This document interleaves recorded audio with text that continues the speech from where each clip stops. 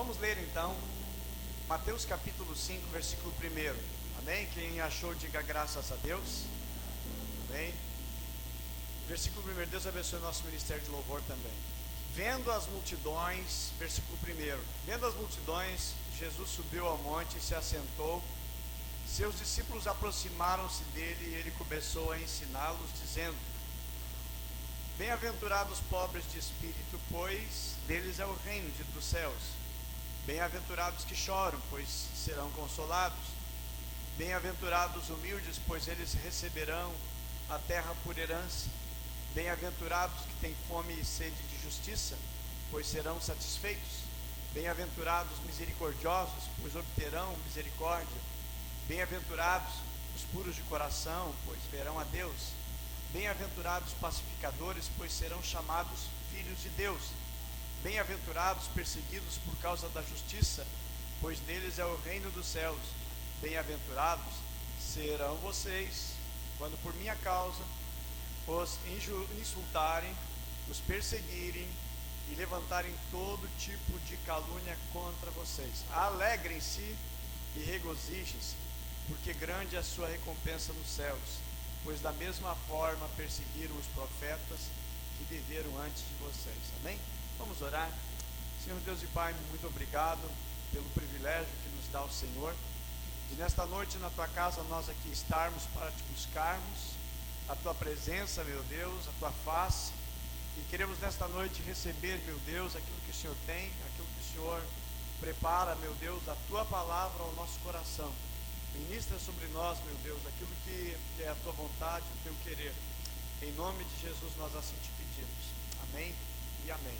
Podemos sentar, meus irmãos. Graças a Deus pelo nosso segundo culto hoje. Amém. Também pela presença do falecido irmão Márcio, que está no nosso meio, né? Falecido, que ele esteve no hospital. Estava com colesterol quase 500, misericórdia.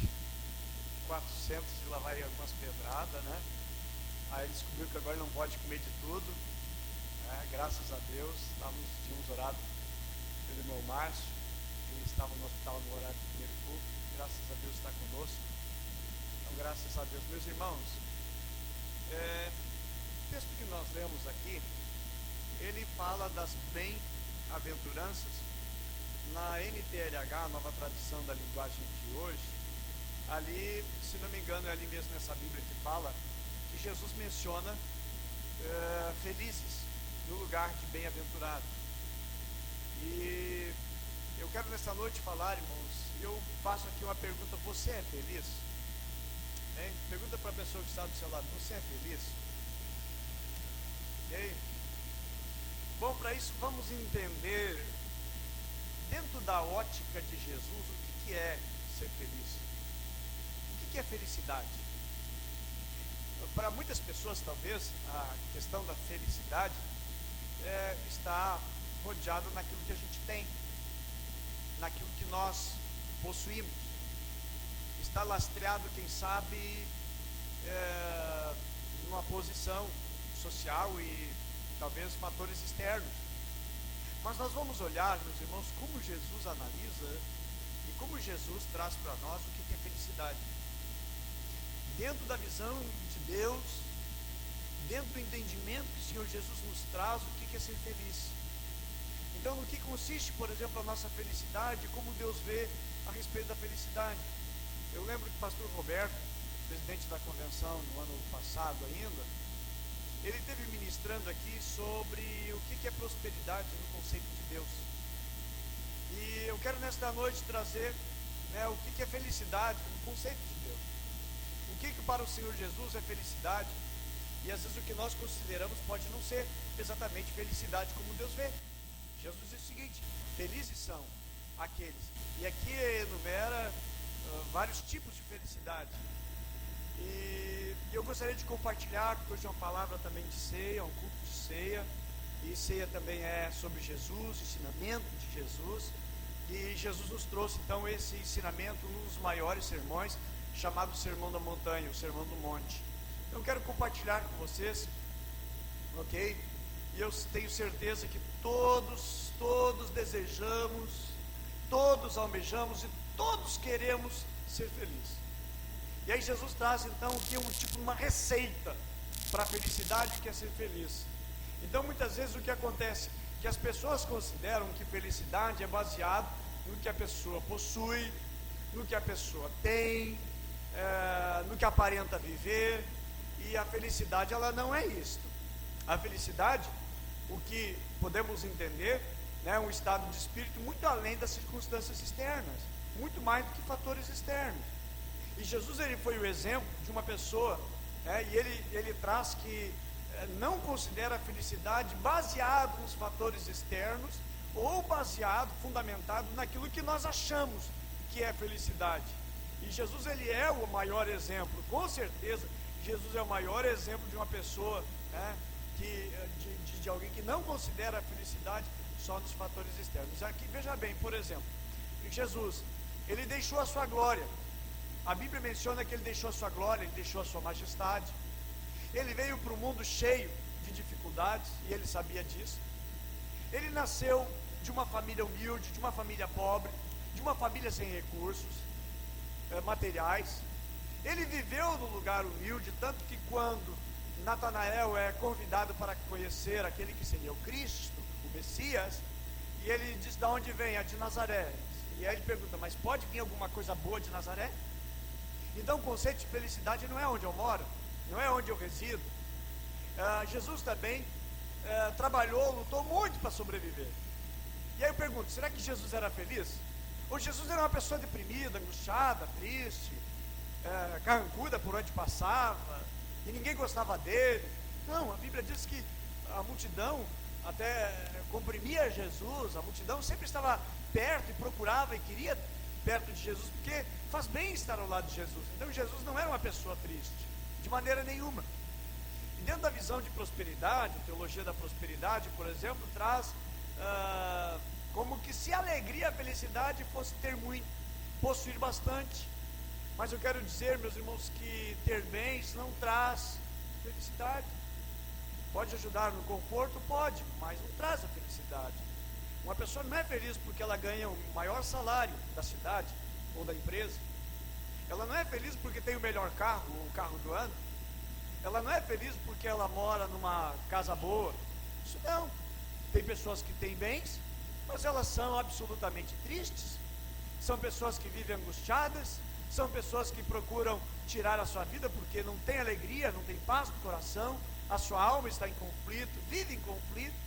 Há pessoas que a esposa trabalha, tem um bom salário, o marido trabalha, tem um bom salário, mas não tem felicidade dentro daquela casa, aquele lar não tem alegria. Então o que é alegria? Dentro daquilo que Deus olha, e dentro daquilo que Deus nos mostra, que o Senhor Jesus nos apresenta. Então, primeiro, meus queridos, vamos ver que ser feliz não é ter tudo. Segundo, é possível ser feliz não tendo nada. Também estar contente, mesmo não possuindo o que os outros têm. Eu vejo que Deus é tão justo, e Ele faz o pobre, aquele que não tem bens, faz dele feliz.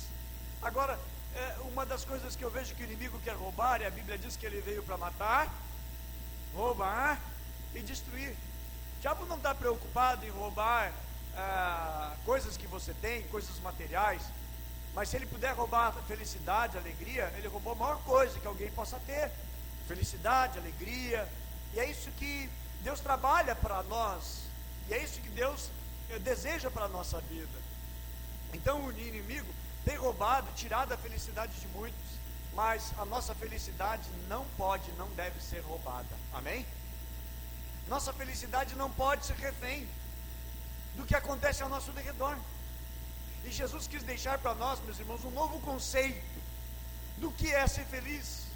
Então, dentro dessas bem-aventuranças, ou bem viver, aprendermos a ser feliz dentro do conceito de Jesus, como Ele olha. Então, Jesus ele diz o que diz que feliz é quem? O pobre, o que chora, o manso, o puro e o perseguido.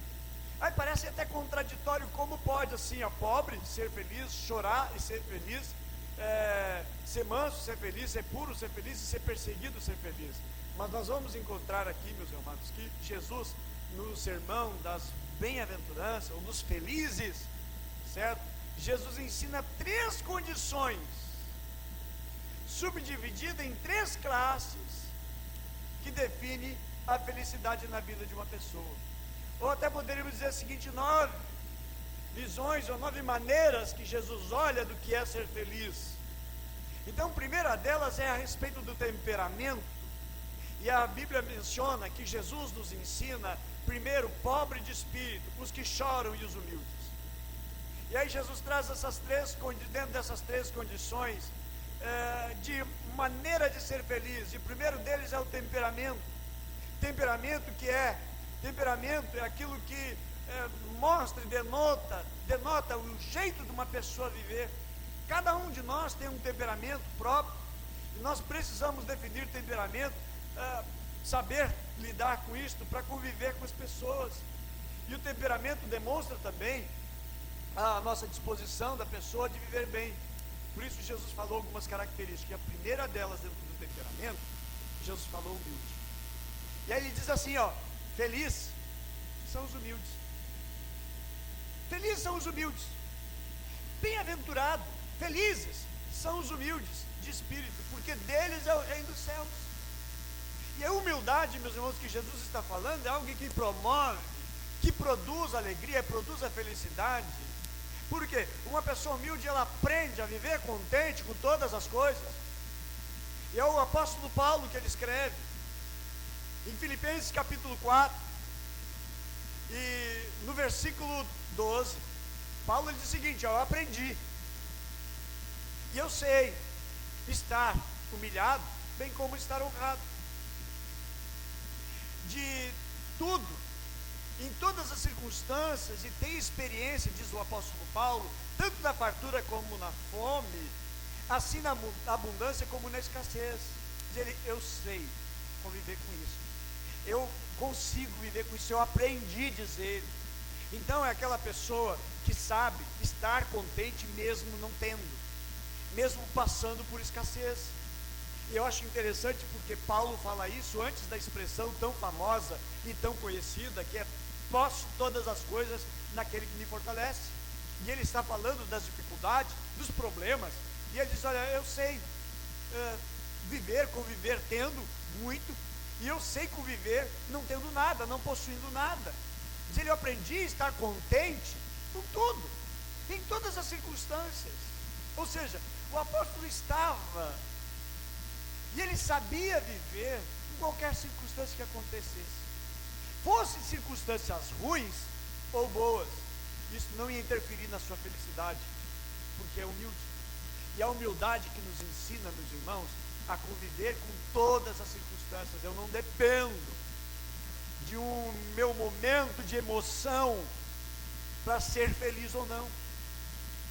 Então as pessoas às vezes constroem a felicidade em cima de alguns padrões, né? Constrói a felicidade em cima de alguns padrões que são elevados. Por exemplo, exigir as melhores condições para ser feliz. Para mim ser feliz eu preciso disso, daquilo, daquele outro, mais isso. Não. Mas quando é humilde, aprende a aceitar e estar contente com o que vai acontecendo. A riqueza de quem é humilde consiste no reino de Deus. A visão dele, o coração dele, a alma dele está focada, está voltada para as coisas de Deus. Parece até que não dá para entender muito bem o que Jesus está dizendo aqui, meus irmãos, mas exatamente ele está dizendo isso, que feliz é aquele que é humilde de espírito. E humildade não está relacionada a eu viver uma vida numa condição econômica sem recurso. Posso eu morar lá no fundo de uma favela e eu não ser humilde do coração. Posso eu estar morando num palácio, nós estarmos morando num palácio, tem humildade.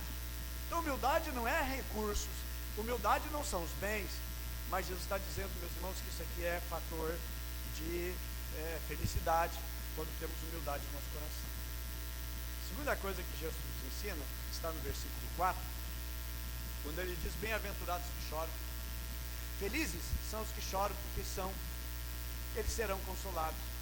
E aqui parece que é uma afirmação contraditória.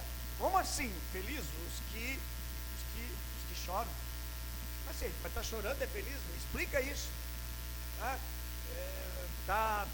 Não fecha. Felizes são os que choram. Mas para aí. Mas Jesus está dizendo isso. Felizes são aqueles que choram. Feliz, na realidade, aquele que é sensível, tem a sensibilidade. Jesus, irmãos, diz que bem-aventurado é o que chora. E aquela pessoa que não é uma pessoa durona, insensível, está nem aí. A prova maior disso, meus irmãos, que Jesus chorou. João capítulo 11, verso 35, o menor versículo da Bíblia, do Novo Testamento. Jesus chorou. Jesus chorou. Mas ele chorou e Jesus é triste? Não, ele está dizendo o seguinte: bem-aventurado, felizes são os que choram. Então chorar pode ser uma dádiva. Você pode estar chorando por estar atravessando uma dificuldade, mas como Deus está olhando? Deus está olhando o seguinte, como uma maneira, uma forma, Deus está olhando, observando, Deus está vendo, Deus está reputando isso como uma felicidade na vida da pessoa, porque Deus não olha como homem, Deus não interpreta como homem. As circunstâncias pela qual você passa, que nós passamos, não é a maneira com que Deus olha. Eu posso estar olhando, mas está ruim, está difícil, é complicado, não dá mais, mas Deus está olhando, está indo bem, está indo legal, diferentemente do que nós entendemos. E Jesus, ele chorou. E chorar, meus irmãos, é importante. Chorar desabafa toda a tristeza que houver no coração. Tudo aquilo que está no coração, quando choramos, nós limpamos. E o choro é um escape da angústia. E a felicidade vem, meus irmãos, quando somos consolados por Deus. E aí realmente não precisamos temer o choro, porque a Bíblia diz no Salmo 30, verso 5, que diz que o choro pode durar uma noite, mas a alegria, ela vem logo pela manhã. Ou seja, o consolo de Deus vem em seguida. O consolo de Deus, ele vem sobre nós, sobre aqueles que choram. Outra bem-aventurança, ou a maneira que Deus olha, o Senhor Jesus nos ensina a respeito do ser feliz, ele diz no versículo 5, felizes são os mansos, porque eles herdarão a terra. Feliz é aquele que é manso. Mansidão, meus irmãos, é uma virtude que faz a pessoa feliz. Mansidão no coração. Ser manso não significa comportamento apático, um comportamento apagado, mas sim aquela pessoa que sabe lidar e controlar com os seus sentimentos, com os seus impulsos, na hora do nervosismo. Vamos lembrar que o próprio Senhor Jesus nos diz lá em Mateus, capítulo 11, versículo 29, Jesus diz o seguinte, ele diz, aprenda de mim, que sou manso. E ele fala a respeito da mansidão, que é uma riqueza. E aí Jesus olha o seguinte, quem é manso é feliz. Mas aquela pessoa que tudo é irritada, briga com um, briga com o outro, como é que uma pessoa vai dizer que ela é feliz? Mas dentro daquilo que Jesus está olhando, e Jesus está vendo o seguinte, feliz é aquela pessoa que é mansa, que sabe dominar o seu espírito, que sabe controlar a sua ira, a sua raiva, que sabe equacionar e lidar com essas circunstâncias. E Jesus, meus irmãos, nos fala isso, aprender com ele que é manso. E Paulo também em Gálatas, no capítulo 4, no capítulo 5, verso 22, o Senhor Jesus, o apóstolo Paulo nos ensina, inspirado pelo Espírito Santo, que a mansidão é um fruto do Espírito, que Deus está trabalhando na nossa vida, que Deus está construindo. Por exemplo, uma pessoa que se irrita facilmente, ela perde muitas oportunidades. Uma pessoa que se explode rapidamente, não sabe esperar, não sabe aguardar, é aquela pessoa impaciente, porque ela não está conseguindo, dentro do seu coração, guardar isso e organizar isso. Meus amados, Jesus nos ensina, e Ele deseja nos ensinar sobre esses valores da mansidão. Quando eu sou manso, eu posso dizer assim, eu sou feliz, porque a maneira com que Deus olha, a maneira com que Jesus está observando que é ser feliz, é ser manso. Ele diz, olha, felizes são os mansos, a sua mansa, que sabe dominar o seu espírito, a sua carne, o seu eu, não se explodir de uma hora para outra, sabe se manter, sabe se controlar. Jesus está dizendo o seguinte, eu sou feliz, felizes são os mansos, Amém? Outro sentimento também dos felizes, ok? Que Jesus também nos ensina, meus irmãos, está no versículo 6, 7 e 8, que diz assim: bem-aventurados ou felizes os que têm fome e sede de justiça, pois serão satisfeitos. Bem-aventurados misericordiosos, pois obterão misericórdia. Bem-aventurados puros de coração, pois verão a Deus. E ele vai falando aqui primeiro de justiça. Felizes são aqueles que têm, felizes aqueles que têm fome e sede de justiça. Felizes são os misericordiosos e felizes são os puros de coração. Quando Jesus está dizendo bem-aventurado os que têm fome e sede de justiça, porque serão fartos, é esse sentimento de justiça. É algo, meus irmãos, que deve ser sentido na nossa vida, não algo de arrogância, não algo de pujança, mas sim uma atitude que Deus deseja colocar no nosso coração. E Jesus diz que bem-aventurado é aquele que é perseguido. Bem-aventurado ou feliz é aquele que é perseguido por causa da justiça, ok? Não é aquela pessoa que tudo quer levar vantagem, que tudo está pensando em tirar, arrancar dos outros, mas uma pessoa que tem esse senso de justiça, feliz. Quando vê as coisas acontecendo da forma de Deus, da maneira de Deus, de maneira justa, vamos agir assim. E essa é a vontade de Deus, esse é o querer de Deus, isso é o propósito de Deus na nossa vida, ok? Então, Mateus capítulo 7, versículo 12, a palavra de Deus nos ensina aqui, que deve ser a maneira correta, né, de viver bem. E ele diz assim: a tudo quanto pois quereis que os homens vos façam, assim fazei-o também vós, também a eles, porque essa é a lei dos profetas e a justiça. Eu estou fazendo, eu estou recebendo, eu estou plantando, eu estou colhendo. É também aquilo que Paulo nos ensina em Gálatas capítulo 6, verso 7, que tudo aquilo que o homem semear, ele vai colher. Isso é o senso de justiça. Eu estou semeando correto, estou fazendo certo, certamente eu vou colher amanhã. Então, se eu vou colher o senso de justiça, eu vou me alegrar, porque eu estou semeando, eu estou plantando, eu estou agindo assim. E aí Jesus diz o seguinte: feliz aqueles que têm fome de justiça, aqueles que estão plantando, aqueles que estão semeando e vão colher. Hoje, por exemplo, você se empenha, se dedica, você tem prazer de estar discipulando, ministrando, estar lá no aprisco, em unidade com a igreja, com os irmãos, vivendo a unidade da visão, do querer de Deus.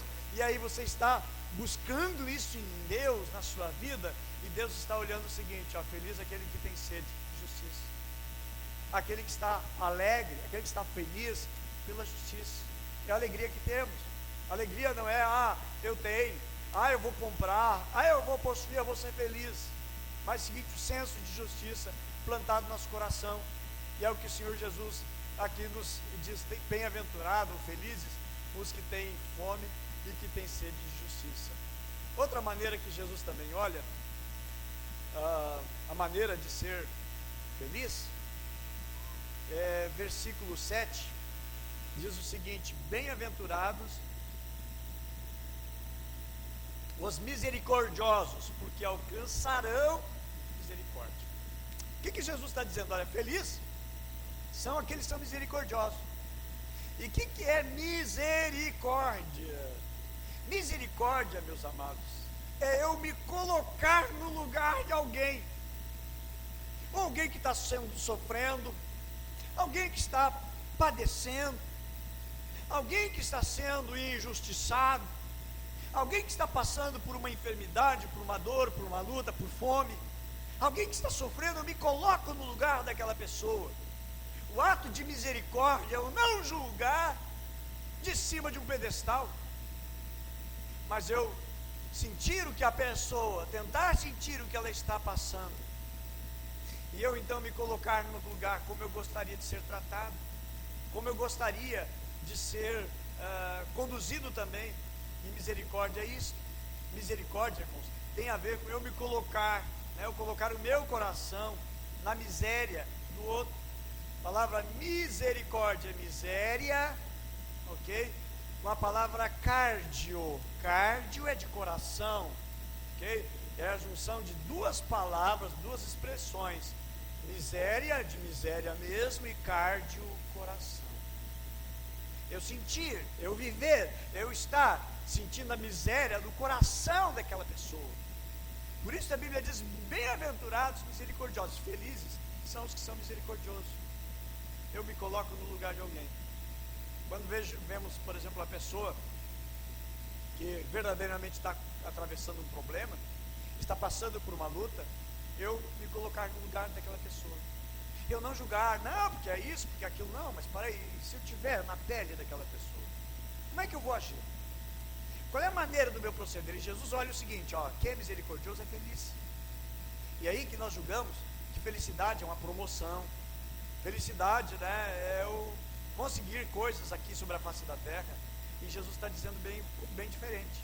Então, como é que é a visão de Deus a respeito de felicidade? E qual é a nossa visão, qual é o nosso contexto a respeito de felicidade? Ok? Então, Jesus está nos passando, ensinando isso, né? E até algo tão lindo, porque a misericórdia, ela equilibra e pondera bem com a justiça. E Jesus prometeu que as pessoas que se colocam no lugar de outro para ajudar, da mesma maneira, da mesma forma, também vai alcançar misericórdia. E eu lembro de testemunho de quando, em um momento, eu socorri, ajudei alguém, eu podia ajudar e eu ajudei. Passaram-se alguns anos, 10 anos, 11 ou 12 anos, e eu estava numa situação desfavorável, e eu acabei recebendo aquilo que um dia eu agi com misericórdia em favor de alguém. A gente recebe. Nós estamos aqui, irmãos, todos vocês não sabem, mas somos agricultores, nós plantamos. Não, pastor, a minha profissão, trabalho como torneiro mecânico, trabalho na indústria, eu trabalho no comércio. Não, todos nós somos agricultores, nós estamos plantando todos os dias, e aquilo que a gente planta, a gente colhe, nós colhemos. Quando eu ajo com misericórdia, eu sou feliz. No contexto de Deus, eu sou feliz. E depois eu vou receber isso também, de alguma maneira, de alguma forma, eu serei beneficiado pelo ato de bondade, de misericórdia que eu tive com alguém. Okay? Então, esta é a maneira de Deus olhar, irmãos, o que é ser feliz. Mas não somente isso, também o Senhor Jesus nos ensina outra maneira, outra forma de ser feliz. Diz ele: felizes os limpos de coração, porque verão a Deus. Versículo 18. Aqui Jesus está falando de pureza. Pureza pode ser não sentir o mal com o próximo. Pode ser, meus irmãos, a pureza absorver as coisas ruins e não interpretar mal, julgar mal as pessoas. Sabe que a malícia no coração é um veneno que estraga, destrói relacionamento. E Jesus prometeu aos limpos de coração, aos puros de coração, Jesus disse o seguinte: eles verão a Deus. É feliz quem é limpo, quem é puro de coração, vai ver a Deus. Agora, ao invés de eu julgar as coisas pela ótica da pureza, de um coração limpo, de um coração puro, eu julgar as pessoas com um coração mau, carregado de ódio, carregado de espinhos e farpas, e eu julgar desta maneira, eu não estou tendo um coração puro. E o que Deus deseja ver em mim, no nosso coração, senão um coração puro? E a Bíblia diz uma promessa: eles verão a Deus. Então, ao invés de ver as coisas negativas, contemplar o que? A beleza da presença de Deus na vida de alguém. Mas pode, Deus age. Pode vir alguma coisa boa de Nazaré? Sim. Jesus olhava, meus irmãos, com um olhar de pureza. Enquanto de maneira agressiva e violenta, por exemplo, estavam lá os fariseus para apedrejarem uma mulher pega em flagrante adultério, com pedra nas mãos, levaram para Jesus, e Jesus diz o seguinte: quem não tem pecado, atire a primeira pedra. Todos foram embora. Porque como Jesus julgou? Jesus poderia ter dito, se ele tivesse no seu coração cheio de ódio, um coração repleto de maldade, se ele atira em pedra de uma vez, mata essa infeliz. Não, Jesus usou com ela, meus amados, com o seu coração puro, tão dócil, tão meigo.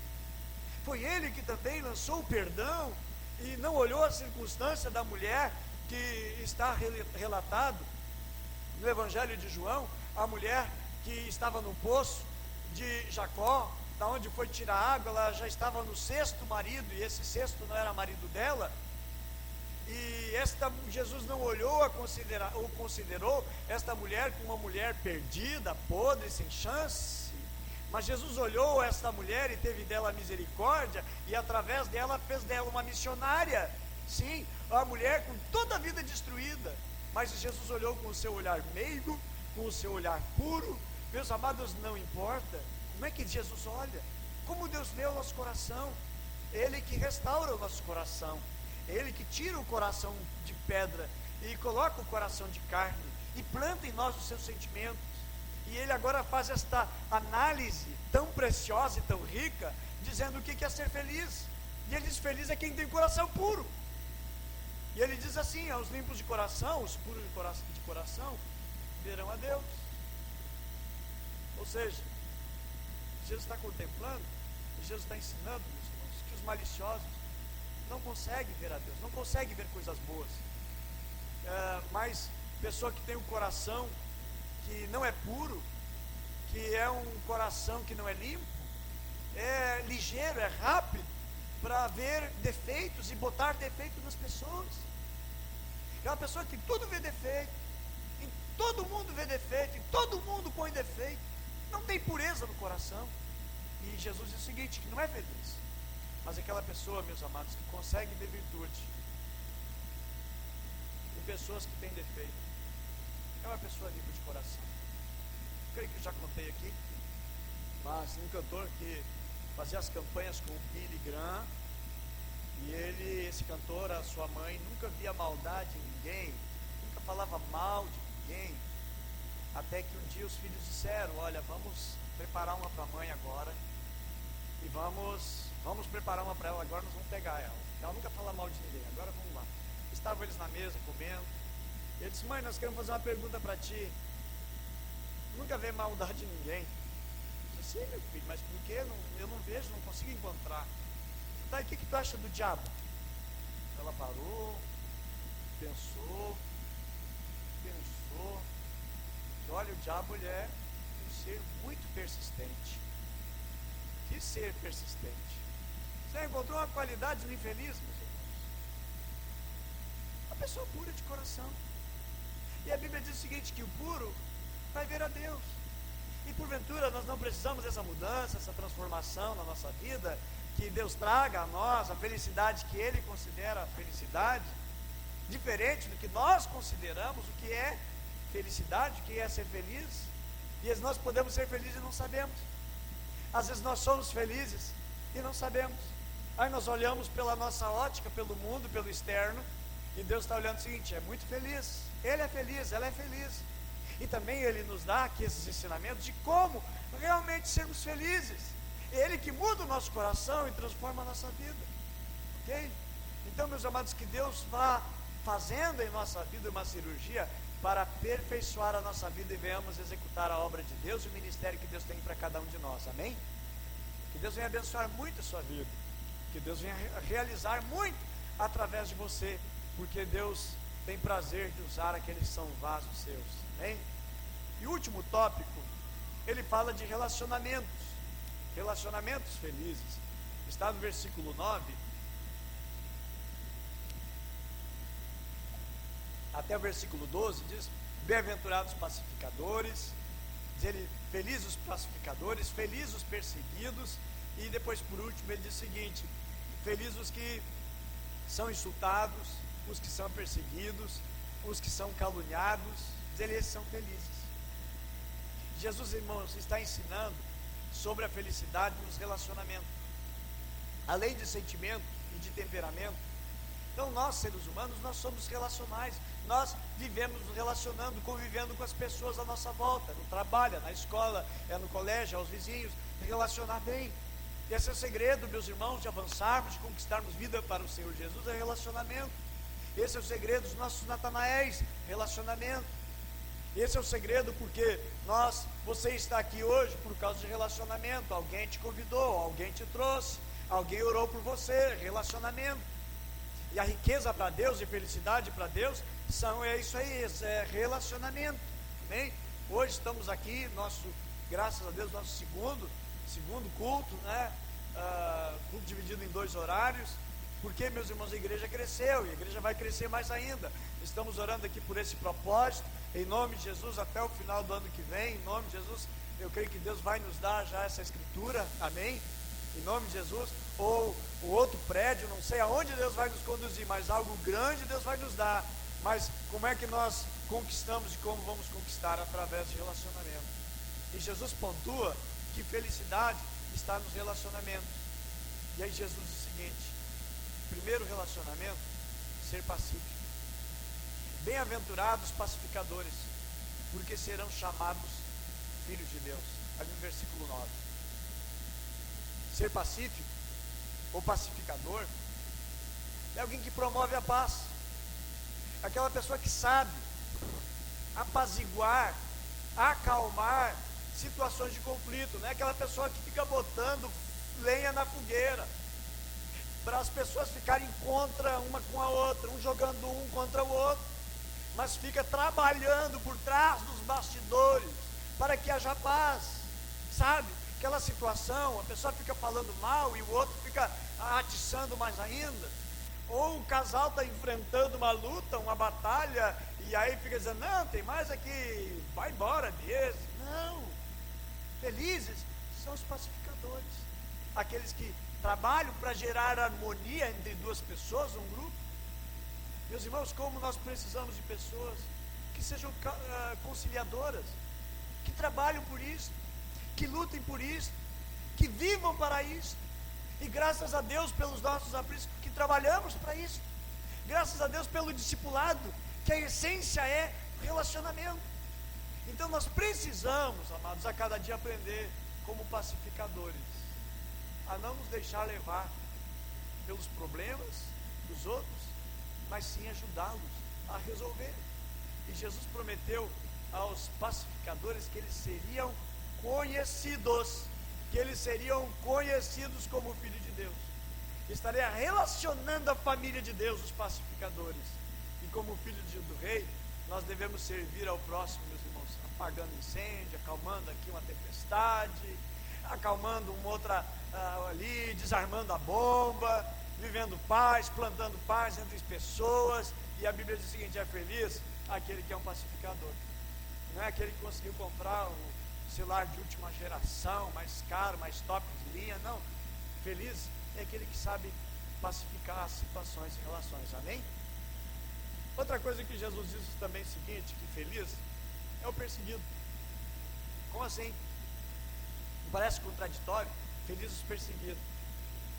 Aí você diz, pastor, eu estou sendo perseguido. E o pastor, glória a Deus, amém, irmão. Não, pastor, eu estou sendo perseguido. Graças a Deus, pastor, eu estou sendo perseguido. Digo, ai, irmão, que bom, graças a Deus, que felicidade, né? Felicidade nada, pastor. O senhor pirou de vez, né, pastor? Pois Jesus disse o seguinte, irmão: felizes é os perseguidos. Aí nós não entendemos. Aí realmente nós não conseguimos entender.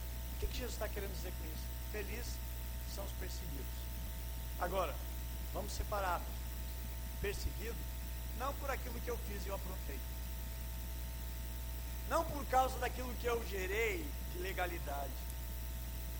Mas Jesus diz o seguinte: perseguido por causa do reino. Perseguido por causa da justiça. Perseguido por causa das coisas certas, corretas, justas, honestas e boas.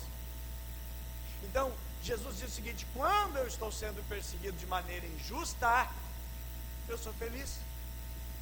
Então, como diz aquele ditado, o ditado que ninguém joga pedras em árvore que gera, em árvore que produz fruto. Uma pessoa, quando ela está em destaque, está indo tudo bem, de repente vai ter inveja, vai ter ciúme. E aí então começa agora a pessoa a ser injustiçada. Alguém que quer pegar o teu cargo lá na empresa, e aí começa então a jogar pilha contra você. Você está sendo injustiçado, você está sendo perseguido.